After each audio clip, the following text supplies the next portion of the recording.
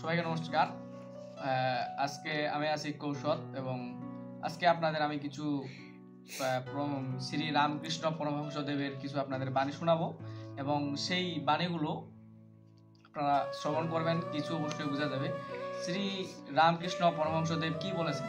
তিনি বলেছেন যে বাঘের ভিতরেও ঈশ্বর আছেন, বাঘের ভিতরেও ঈশ্বর আছেন এবং কিন্তু বাঘের সম্মুখে যাওয়া উচিত নয়। এবং তেমনি কুলোকের মধ্যে ঈশ্বর আছেন, কিন্তু লোকের সঙ্গ করা উচিত নয়। আসলে আমাদের এখানে এটা বোঝায় যে বাঘের মধ্যে কিন্তু ঈশ্বর আছেন।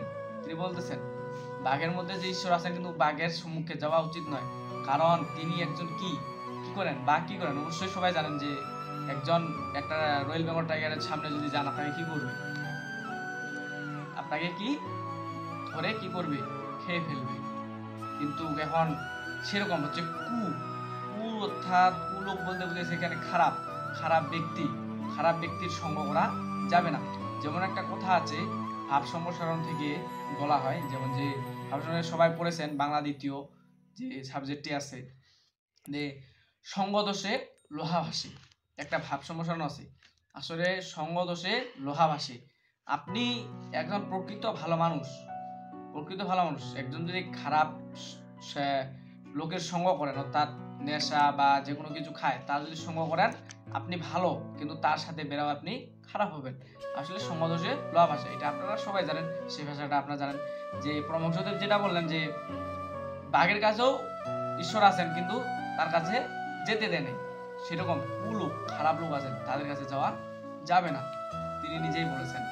তো তাহলে খারাপ লোকের সঙ্গ আমাদের করা যাবে না। প্রকৃত অর্থাৎ মানুষের সঙ্গ ধরতে হবে মানুষকে। তিনি মানুষ, রামকৃষ্ণ পরমহংসদেব তিনি একজন গুরুদেব, একজন গুরু ছিলেন, তিনি একজন মহাজন ব্যক্তি, একদম তিনাকে প্রকৃত মানুষ বলা হবে। আমরা যে আছি, আমরা মানুষ রূপে আছি, কিন্তু আসলে আমরা মানুষ হতে এখনো পারি নাই। সেরকম আমাদের মানুষ হতে গেলে আমাদের ভালো লোকের পাশ ধরতে হবে, সৎসঙ্গ দিতে হবে, তাহলে আমরা ধর্মের সম্বন্ধে জানবো, ধর্মের সম্বন্ধে আমাদের জ্ঞান হবে। আমরা যদি মনে করো সবসময় খারাপ দিকে ধাবিত হই, আমরা সৎসঙ্গ যাওয়ার চেষ্টা না করি, সেটা আমাদের ভুল। আমরা পৃথিবীতে আসছি সেই জন্য সৎসঙ্গ দিতে হবে, ধর্ম করতে হবে। শ্রীরামকৃষ্ণ কিন্তু বলেছেন যে খারাপ সঙ্গ ছাড়তে হবে, অর্থাৎ অর্থাৎ খারাপ জিনিসটা ত্যাগ করতে হবে। সবাইকে নমস্কার, আজকে এই পর্যন্ত। ধন্যবাদ সকলকে। আমাদের চ্যানেলটি অবশ্যই সাবস্ক্রাইব করবেন।